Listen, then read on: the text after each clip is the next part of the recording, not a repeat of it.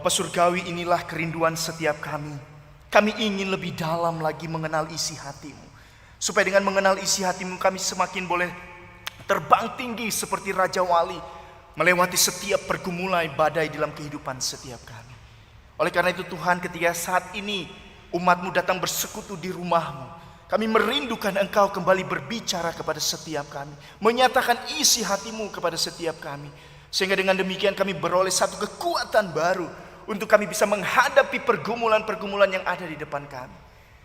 Berbicaralah ya Tuhan kepada setiap jemaat-Mu, baik yang ada di dalam rumah-Mu di gereja maupun yang ada di rumah masing-masing di rumah.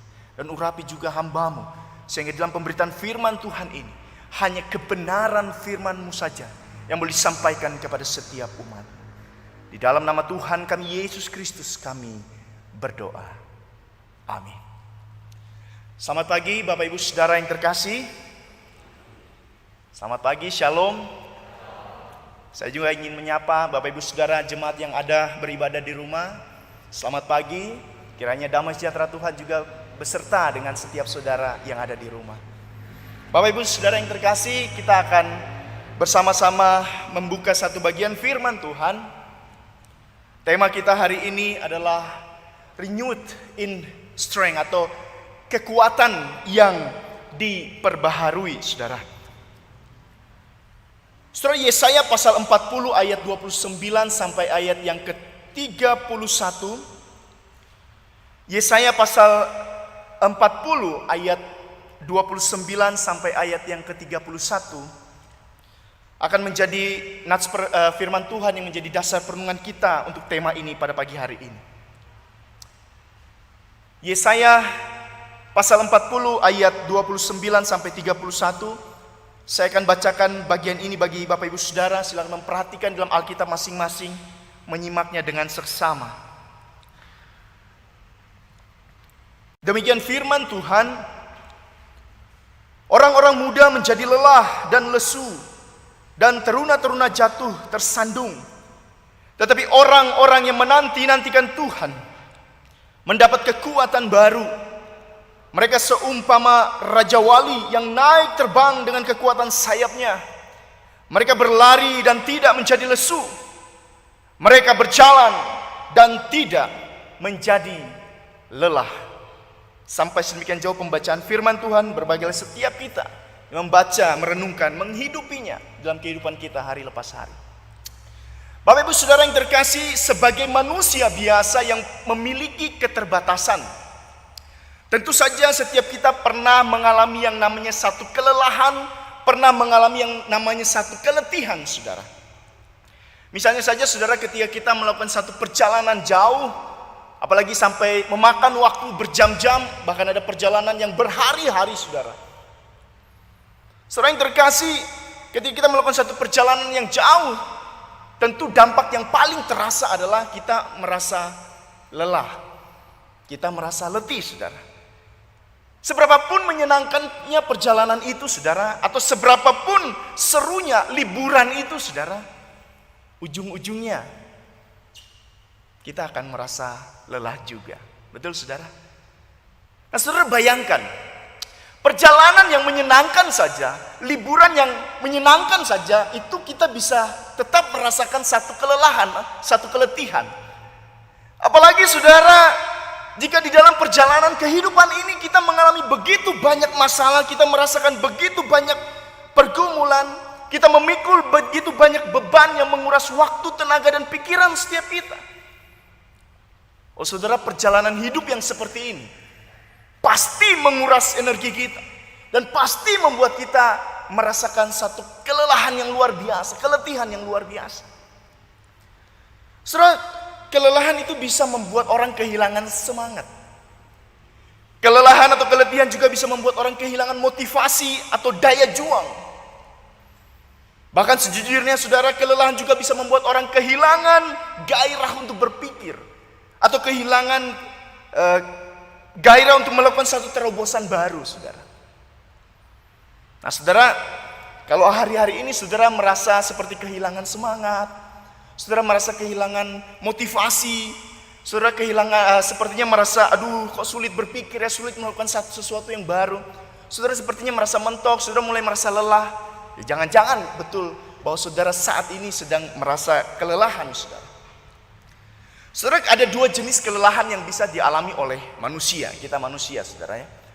Yaitu kelelahan yang pertama, kelelahan fisik atau kelelahan jasmani, saudara. Dan yang kedua adalah kelelahan jiwa, kelelahan batin, atau juga orang bilang kelelahan mental, begitu saudara. Nah saudara, kalau kelelahan fisik itu berarti yang capek, yang letih, yang lelah itu tubuh jasmani kita. Tapi saudara, kelelahan jenis ini gampang diatasi. Saudara makan yang cukup, saudara istirahat yang cukup, tubuh saudara bisa pulih kembali, bisa segar kembali. Betul nggak? Saudara hanya butuh makan yang cukup, butuh istirahat yang cukup, tidur yang cukup, kelelahan itu tubuh saudara bisa segar kembali. Tapi tidak saudara, jika yang dialami adalah kelelahan jiwa atau keletihan batin, saudara. Saudara, kelelahan jenis ini tidak bisa diatasi dengan makan tidur yang cukup, saudara. Bahkan saudara kalau mau jujur, ada orang-orang yang justru kalau lagi banyak masalah, stres, tertekan, batinnya sedang bergumul, itu justru sulit makan, sulit tidur. Betul nggak saudara? Saya termasuk jenis orang yang kayak begini, saudara. Kalau lagi banyak pikiran, banyak beban menindih hati, banyak yang dipikirkan, banyak pergumulan, sulit makan, saudara. Makan nggak ada nafsu makan. Tidur pun, saudara, kalau malam itu kadang suka terbangun tengah malam. Terus kalau mau tidur tuh sulit, saudara. Nah, itu tanda-tanda sedang mengalami kelelahan batin atau kelelahan jiwa. Tapi ada juga orang, saudara, sebaliknya ya.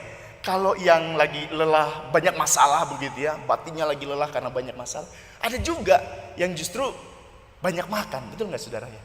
Ada orang yang lagi stres tuh bukannya nggak bisa makan, tapi justru tambah banyak makannya, saudara. Betul ya? Beda-beda orang. Tapi yang saya mau katakan bahwa jenis kelelahan jiwa atau kelelahan batin ini, saudara, tidak bisa diobati hanya dengan makan tidur yang cukup, saudara. Ya.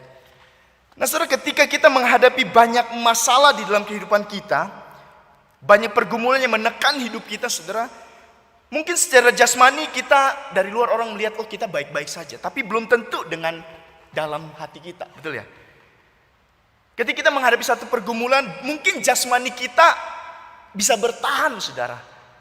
Tetapi mungkin batin atau jiwa kita bisa terguncang, saudara.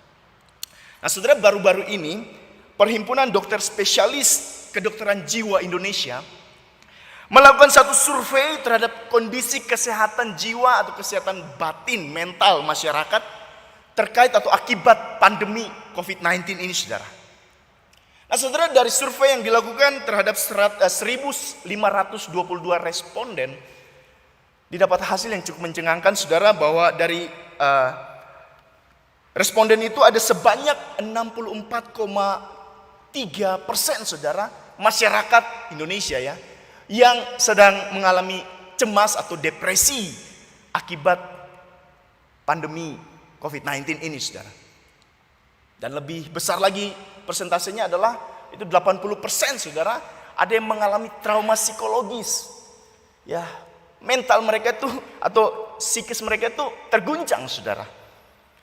Nah, saudara, dari survei ini yang dilakukan oleh Perhimpunan Dokter Spesialis Kedokteran Jiwa Indonesia ini, kita melihat, saudara, satu fakta bahwa semakin lama kita berhadapan dengan satu situasi yang menekan kehidupan kita, semakin lama kita bergumul dengan hal-hal yang menekan kehidupan kita, yang terjadi dalam kehidupan kita, maka semakin banyak orang, saudara, yang akhirnya merasa tertekan.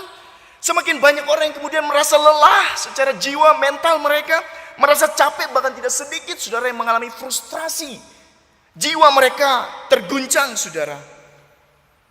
Apalagi, saudara, karena COVID-19 ini kita melihat atau mendengar kabar beberapa waktu lalu, saudara, Menteri Sri Mulyani itu mengatakan bahwa pertumbuhan ekonomi Indonesia minus di tahun ini, saudara.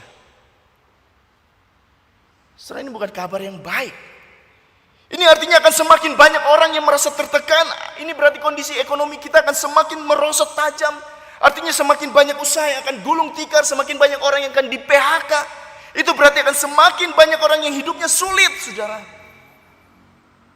Semakin banyak orang yang jiwanya akan tertekan. Batin, mental, jiwa mereka semakin lelah dengan kondisi yang sulit ini, saudara. Dan bukankah kita juga orang percaya ada di dalam situasi yang seperti ini juga, saudara? Siapa di antara kita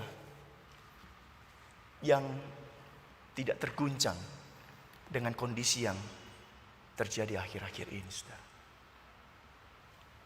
Nah, saudara, sampai di titik ini kita mengajukan satu pertanyaan besar yang harus kita jawab bersama.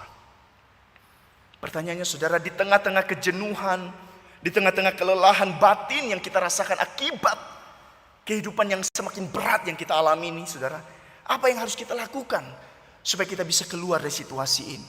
Apa yang bisa kita lakukan supaya bisa melewati pergumulan yang sulit ini? Gimana caranya supaya kita bisa pulih dari kelelahan jiwa ini? Dan kata lain, obat apa yang kita butuhkan untuk bisa menyegarkan kembali jiwa, batin, atau mental kita akibat terguncang oleh pergumulan, kesulitan hidup yang kita tahu semakin hari semakin tidak mudah ini? Obat apa yang kita butuhkan, saudara? Setelah saya mengajak kita untuk melihat bersama perikop yang tadi kita baca, saudara. Saudara yang terkasih, firman Tuhan yang disampaikan, yang tadi kita baca bersama itu disampaikan melalui Nabi Yesaya. Firman itu disampaikan, diberikan kepada orang Israel yang juga pada saat itu, pada konteks waktu itu, mereka juga sedang bergumul hebat dengan penderitaan, pergumulan yang sedang mereka rasakan. Masih segar, saudara, di dalam ingatan mereka bagaimana Yerusalem, kota kebanggaan mereka itu dihancurkan tentara Babel. Masih segar di ingatan mereka bagaimana Bait Allah yang menjadi simbol identitas mereka sebagai umat Allah telah diruntuhkan oleh tentara Nebuzaradan, saudara.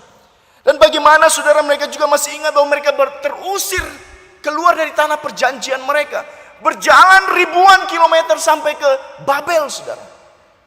Dan bahkan saat itu mereka sedang hidup dengan status mereka yang baru sebagai orang-orang buangan, saudara.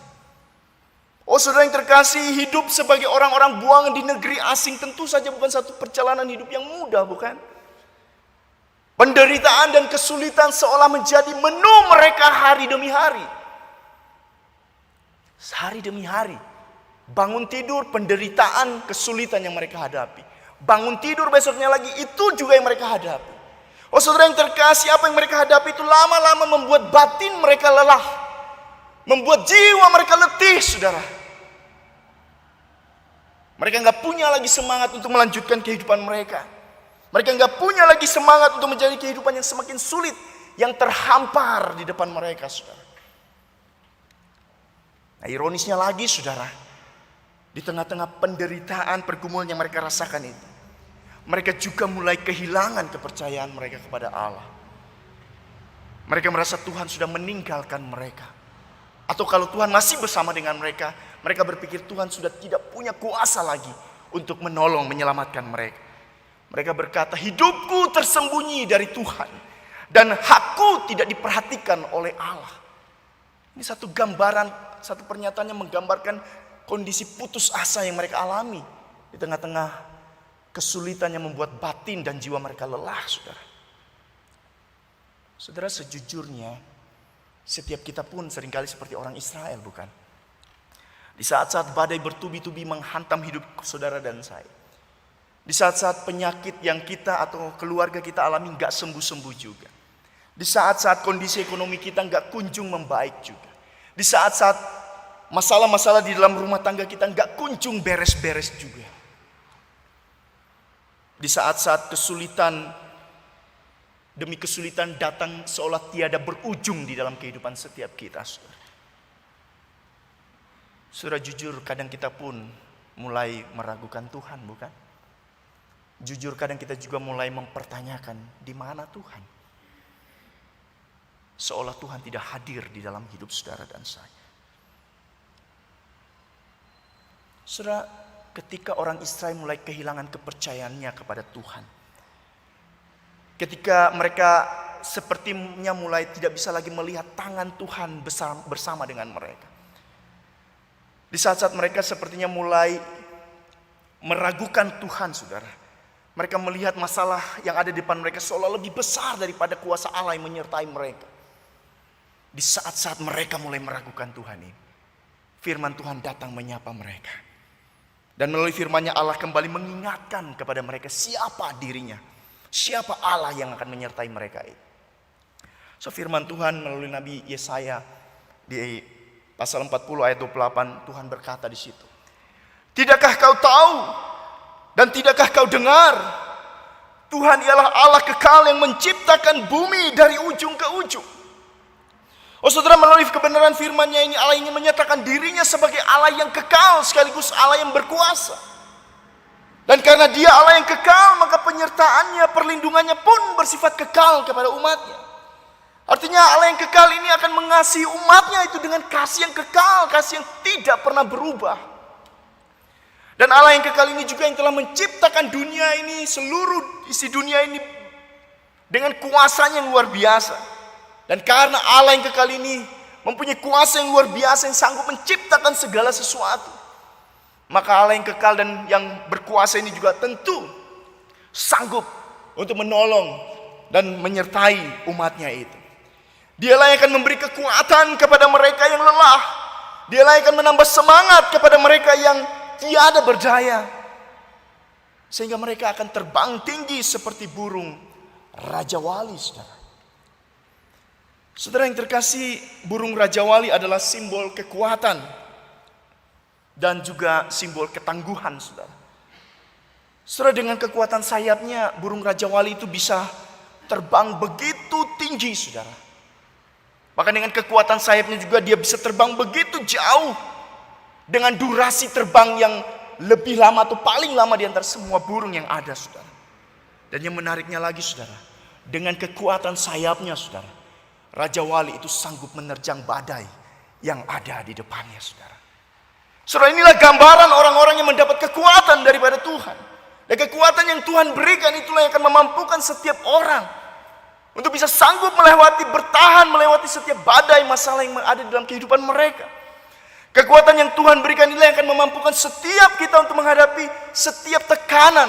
Kuat menghadapi setiap tekanan demi tekanan yang terjadi di dalam kehidupan setiap kita, saudara. Saudara, kekuatan yang dari Tuhan inilah yang juga membuat orang Israel sanggup berjalan 40 tahun di padang gurun. Satu perjalanan yang penuh dengan kesulitan, bukan? Kekuatan yang dari Tuhan inilah yang membuat Elia sanggup bangkit dari rasa frustrasinya. Sehingga dia bisa berjalan 40 hari 40 malam ke Gunung Horeb. Kekuatan yang dari Tuhan inilah yang memampukan Paulus melewati setiap rintangan kesulitan di dalam pelayanannya. Dia berkata, segala perkara dapat kutanggung di dalam Dia yang memberi kekuatan kepadaku. Bahkan menariknya, saudara, kekuatan yang Allah berikan ini, yang juga memampukan Tuhan Yesus ketika Dia bergumul untuk menyelesaikan misi yang Allah berikan kepadanya, yaitu untuk naik ke Golgota, untuk menanggung hukuman atas dosa yang seharusnya ditimpakan kepada setiap kita, bukan? Saudara, inilah kekuatan yang akan diberikan oleh Tuhan. Tetapi pertanyaannya, saudara, kepada siapa kekuatan ini akan Tuhan berikan? Apakah semua orang akan menerima kekuatan ini dari Tuhan? Apakah semua orang Kristen akan menerima kekuatan ini dari Tuhan?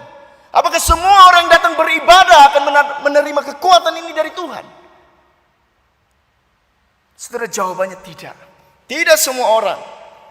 Di dalam ayat 31, saudara, kita melihat di situ, saudara, firman Tuhan dengan jelas mengatakan bahwa hanya mereka yang menanti-nantikan Tuhan. Hanya mereka yang menanti-nantikan Tuhan. Tidak semua orang Kristen menanti-nantikan Tuhan, bukan? Bahkan tidak semua orang Kristen yang datang beribadah, bahkan melayani menanti-nantikan Tuhan, bukan?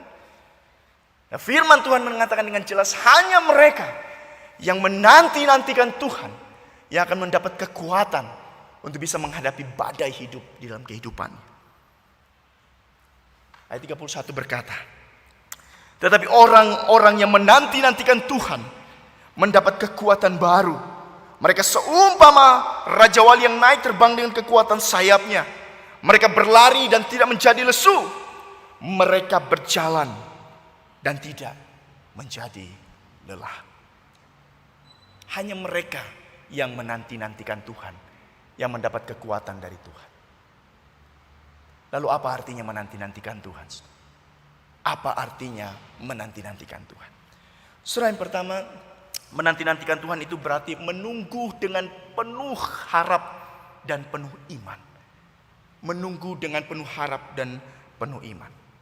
Saudara, menanti-nantikan Tuhan itu bukan sekedar menunggu, saudara, seperti saudara menunggu tukang roti atau tukang cuanki lewat di depan rumah saudara. Kalau dia lewat, gua beli. Kalau nggak lewat, ya sudah, nggak apa-apa. Bukan seperti itu, saudara.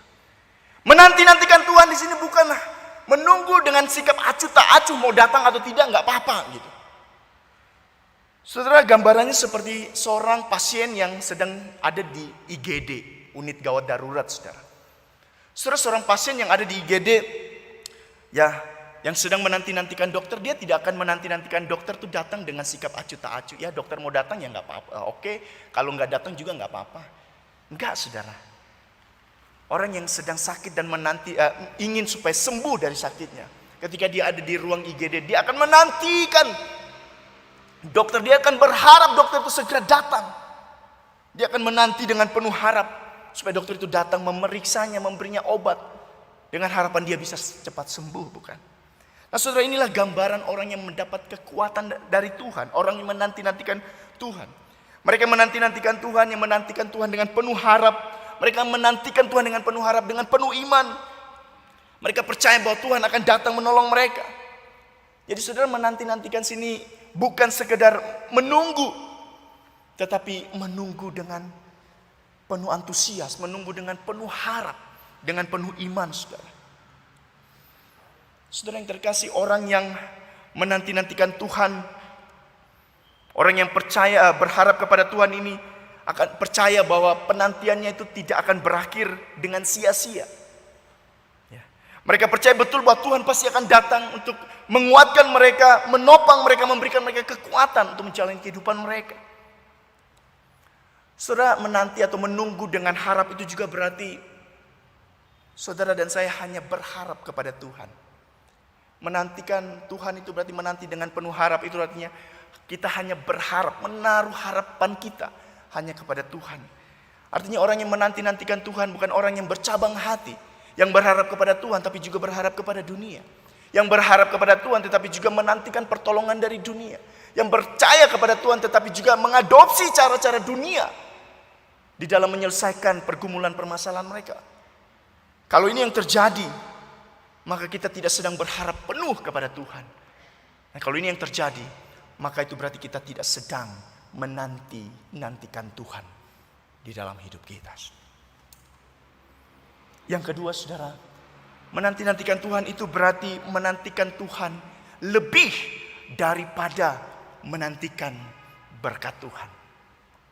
Saudara, menanti-nantikan Tuhan ini bukan sekedar menantikan berkat Tuhan, kekuatan, pertolongan daripada Tuhan, tetapi menantikan Tuhan itu sendiri.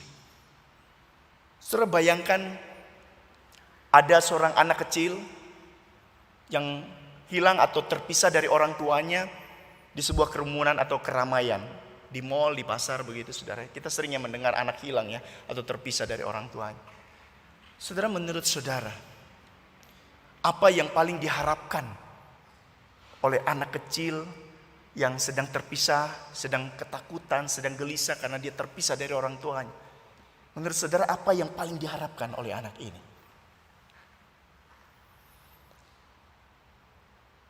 Saudara, seorang anak kecil yang terhilang, terpisah dari orang tuanya, yang sedang ketakutan, yang sedang gelisah, di dalam hatinya yang paling dia harapkan adalah orang tuanya datang, memeluk dia dan memberikan dia kekuatan. Saudara, anak ini tidak terlalu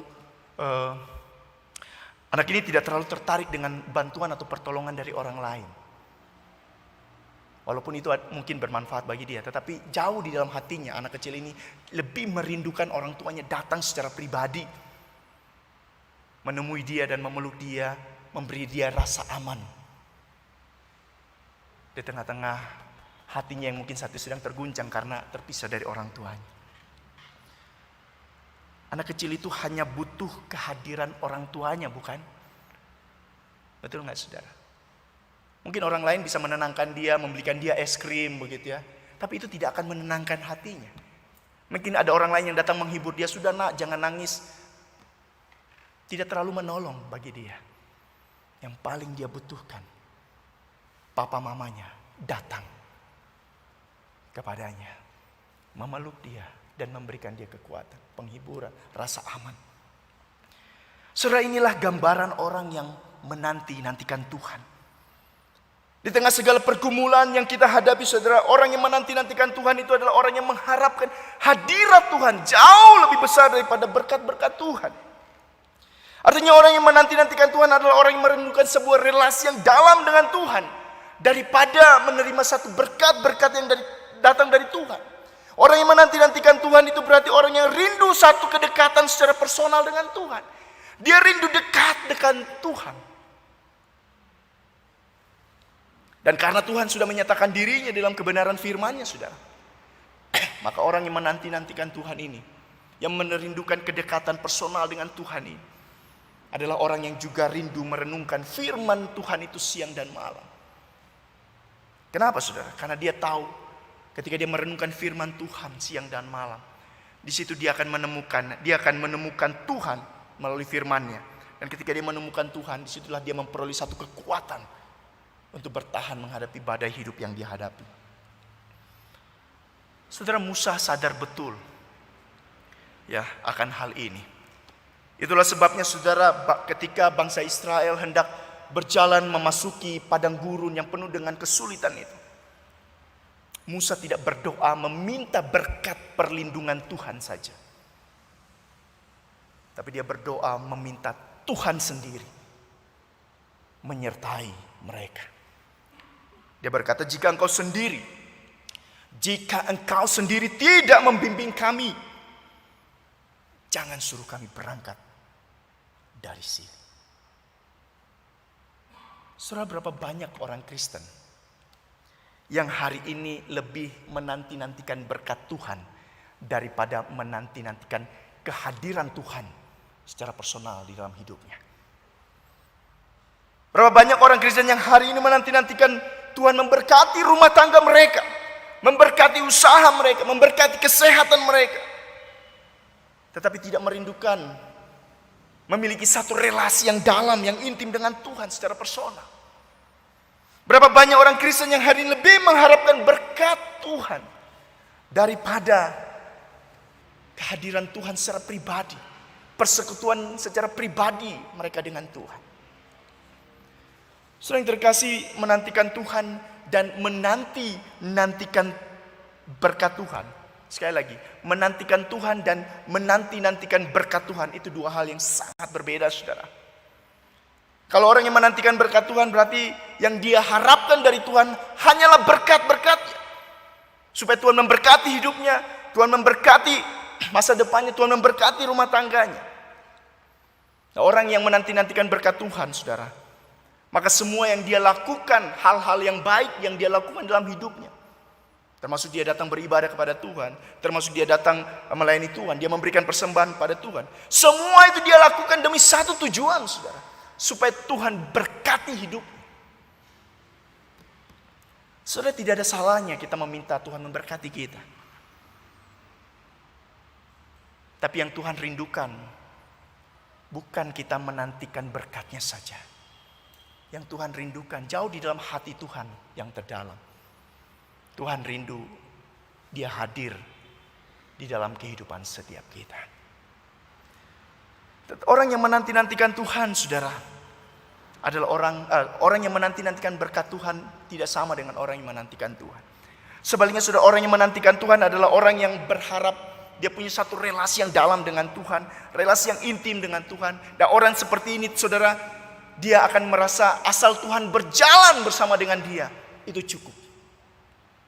Asal Tuhan berjalan bersama dia, itu cukup, saudara.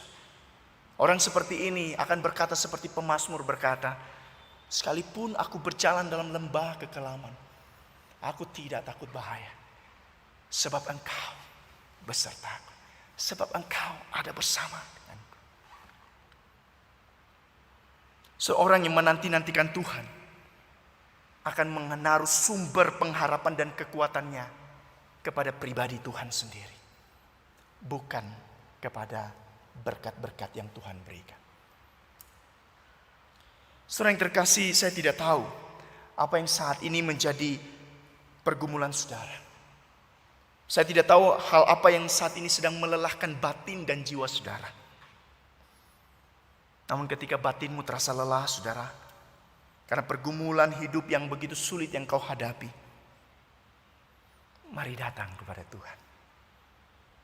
Yesus berkata, marilah kepadaku semua yang letih lesu dan berbeban berat. Aku akan berikan kelegaan kepadamu. So, ketika jiwamu terasa penat dengan beban hidup yang terus menindih hidupmu, mari datang kepada Tuhan. Kekuatan yang Tuhan berikan kepada saudara dan saya akan tetap membuat kita tetap kuat di tengah-tengah tekanan hidup yang ada. Kekuatan yang dari Tuhan inilah yang akan membuat seorang suami tetap sanggup mengasihi istrinya, memberi dirinya bagi istrinya, sekalipun mungkin istrinya sudah tidak lagi menghargai dan menghormatinya.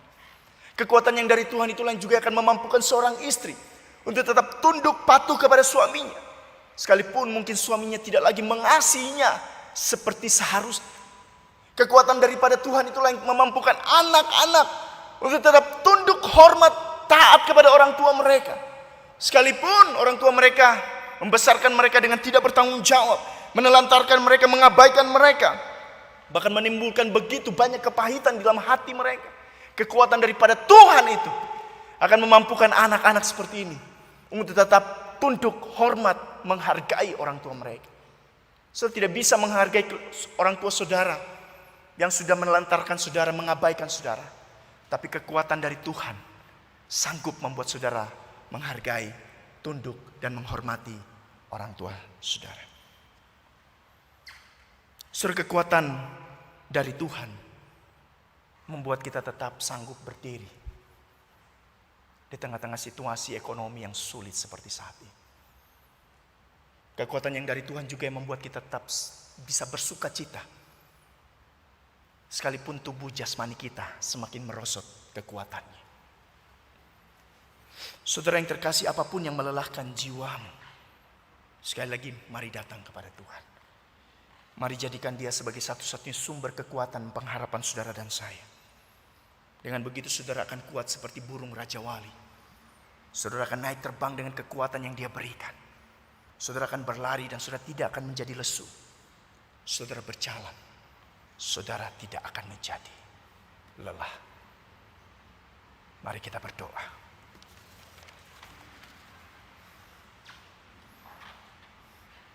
Di tengah-tengah pergumulan kami yang sulit ini Tuhan, di tengah-tengah badai hidup yang terus menerpa kehidupan kami, di tengah-tengah kaki kami yang sudah mulai goyah, tidak sanggup berjalan lagi di tengah-tengah pergumulan ini, di tengah-tengah batin dan jiwa kami yang mulai terguncang, yang mungkin rasa putus asa itu mulai menghampiri kehidupan kami. Kembali pagi ini Engkau ingatkan siapa Engkau di dalam hidup kami. Engkaulah Allah yang kekal, sekaligus Allah yang Maha Kuasa. Dan Engkaulah yang akan memberikan kami kekuatan baru, sehingga kami sanggup berjalan melewati setiap pergumulan yang ada.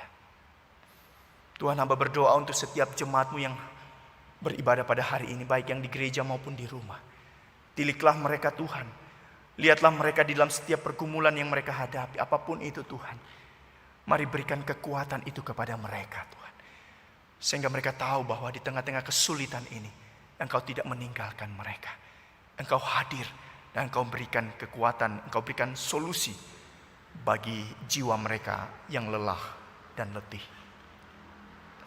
Kuatkan iman kami Tuhan, untuk terus melihat kepada Engkau, untuk terus berharap kepada Engkau, untuk terus menanti-nantikan Engkau di dalam kehidupan setiap kami.